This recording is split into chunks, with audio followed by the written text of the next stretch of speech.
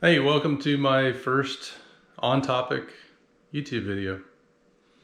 I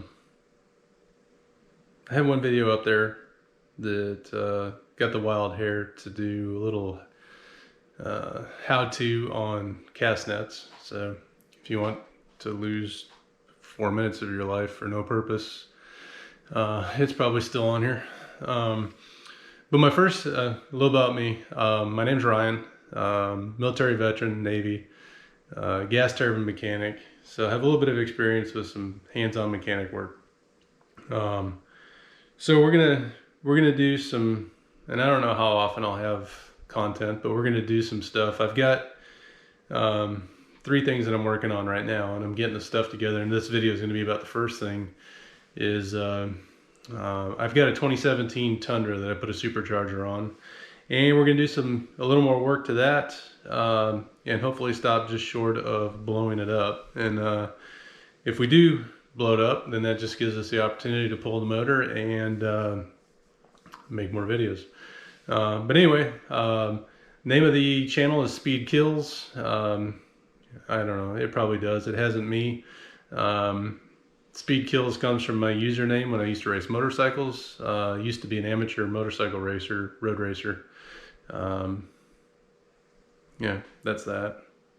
But let's get to it. So here's, I don't have all the parts yet, but we're going to run through the parts that I do have so far.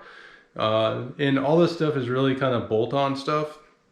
We're not going to really get into the guts of the motor yet. I know the Tundra motor has some shortcomings when it comes to especially pistons. The ring gaps on the stock Tundra 5.7 are pretty tight, so we're gonna have to be careful when we tune this thing to not tune it to get it too hot, because that's where the failure point seems to be, is when the ring gap closes up and breaks the pistons. So I'm hoping we stop short of that. If we don't, then we get a chance to regap pistons or regap rings and put in forged pistons. So anyway, here we go. We'll run through the parts. I don't have them all yet. I'm still short the headers.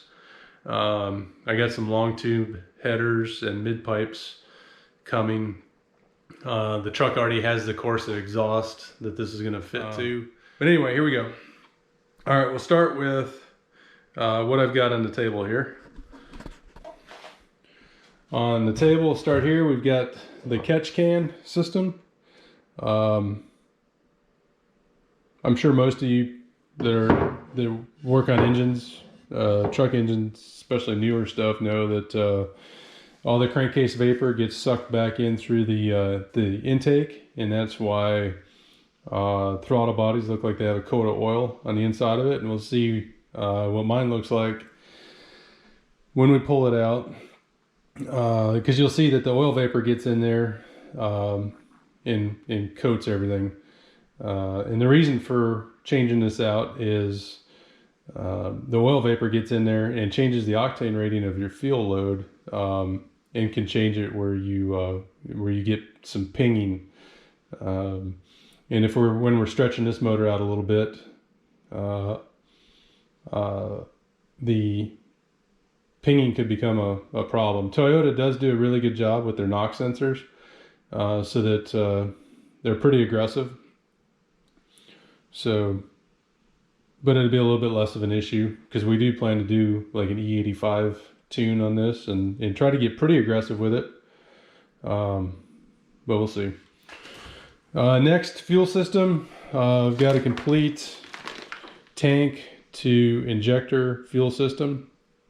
This comes from ProSpeed. So we've got all the lines, all the E85 or E compatible fittings. We've got the fuel pump. I think that's a 400 or 450 fuel pump. We've got fuel filter and fuel pressure regulator with vacuum sensor on it, so that for each pound of boost we put on, it'll increase fuel pressure, I think, by a pound or 2 per pound of boost. And then we got these really cool billet fuel rails. you get the fuel pressure gauge on the regulator that if you wanted to, you could put in a pressure sensor in there. And you could also see, if you look on the fuel rail, the fuel rails have a spot for a gauge too, or a pressure sensor. So if you really wanted to data log and see during your runs or your pulls, you could data log that and make sure that the injectors are actually getting the fuel pressure that you have at the regulator. Just in case you get into a point where you overflow your regulator. Next, we've got all these, I'm not going to pull them all out of here, but these are all the injectors. They're 750cc injectors. They come with the adapters to put into these fuel rails and put into the Tundra. And they also come with the electrical adapters to put these and fit the Tundra stock wiring harness. Oh, and then we got this super quality fuel pump jumper that's going to make it where when I turn the key, instead of going all the way to start to get the fuel pump to run, I'll be able to just turn it to the accessory and the fuel pump will start running before the engine starts. I guess they've had some issues where longer cranking to get it started. Looks like about $7 worth of material for a convenient purchase price of $49.99. So, I mean, it's only money. Next, I guess fuel system wise, we've got the throttle body. It's a brand new. I bought the brand new throttle body, not a used one, for a Lexus RCF. I don't remember what the numbers are right off the top of my head, but it's quite a bit bigger than the stock Tundra throttle body, and it also fits and matches the programming and wiring harness for the Tundra. And then that's the adapter that goes with it. Again, for their super convenient price of $99.99. If it would have cost $100, I wouldn't have bought it, but since it's $99.99, that's the adapter to adapt the bolt pattern to the Magnuson supercharger. One thing to note on that is we are going to have to take off the snoot and pull the Magnuson supercharger up, take the snoot off, and poured out the inside of the throttle or the supercharger so that the throttle body will fit on it. That'll make it easy to do this other part of this build too, is we're going to go to a smaller pulley. The pulley that I have on there now is already a 2.38 pulley, and this is a 2.30. So I did the math, and we're only making the pulley 3% smaller than the pulley this is replacing. But a couple things. Smaller is smaller. When you spin something up 10,000, 12,000, 13,000 RPMs, 3% is a lot. And as part of this, I want to do as much as I can with bolt-on stuff, and it just made sense to go ahead and get this pulley. And then if we ever want to make changes in the future, you can get different outer pulleys for this, where the pulley I had before is you have to take it on and off and replace it completely. And as you'll see when we go to replace this, it's kind of a pain. They're press fit on there, and I'll be honest, they scare the crap out of you when you try to get them off, because I ruined the stock pulley on it getting it off because I only had a 2-prong pulley tool, and it destroyed it. And I was like, I don't know, 43.7% sure I wasn't going to get it off. But it finally broke loose, thank God, because there's no way that pulley was going to work anymore, and then pressed on the other pulley. So based on my experience before, I'm marginally more sure, like 48.4% sure that we'll get the next one off, and then about 57.3% sure we'll get this one on. So that should be a fun one to watch. But getting the snoot off and actually doing it on the bench instead of the truck will be a lot easier. I'm sure half the cost of this pulley is how they packaged it.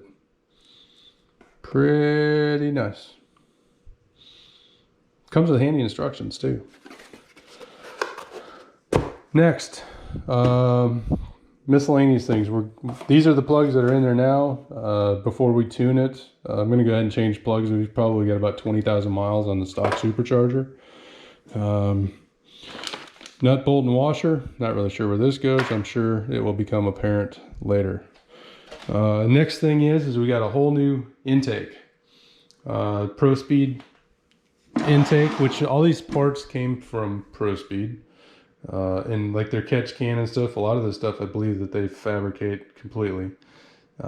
This intake's a lot bigger than the stock one, where if you have a Tundra and a supercharger with the stock intake, and if you go and look under the hood and allow somebody to rev up the engine while you're running the truck, you'll see it wants to suck the cover into the intake every time you hit the gas.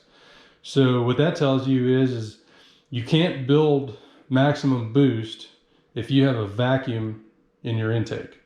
So hence the new intake. And you know, if you can see the intake piping is huge compared to the stock. I believe this is a 4.5 inch intake runner. And then you've got the terrarium, so that you can sit here and watch your intake like you have a turtle in an aquarium. But anyway, so it's not what they would call hermetically sealed, if that's what hermetically sealed means. It's not airtight, but you will get most of your air on the open side over here, most of your air through the intake hole that goes in that goes through the fender. You will still get some underhood air in there, I imagine, and it's probably not the coldest air compared to outside, but it's probably a lot better than what we're getting through the stock intake. And I'm pretty sure we're not gonna have a lot of vacuum.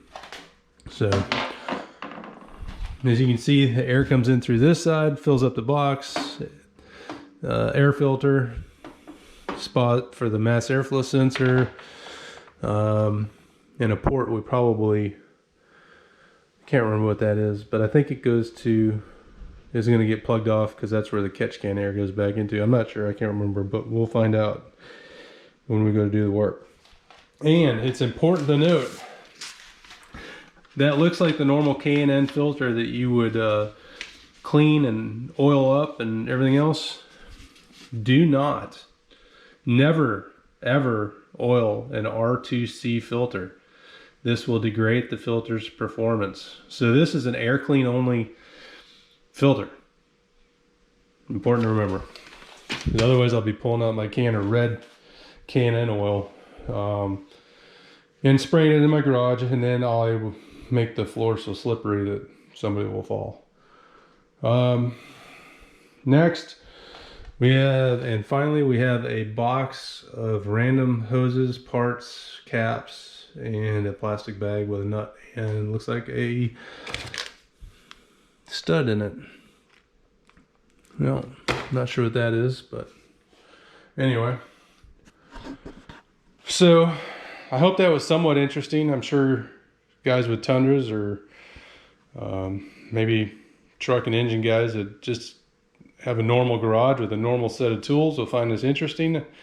I'm probably going to do some things on this video and channel that everybody will probably do different. I definitely recommend and would love to have your comments in there. I always like to do stuff like this for the experience and to learn. And I know that I'm probably not going to be the smartest and most experienced guy on this channel to look at what we're doing. So look forward to seeing your comments.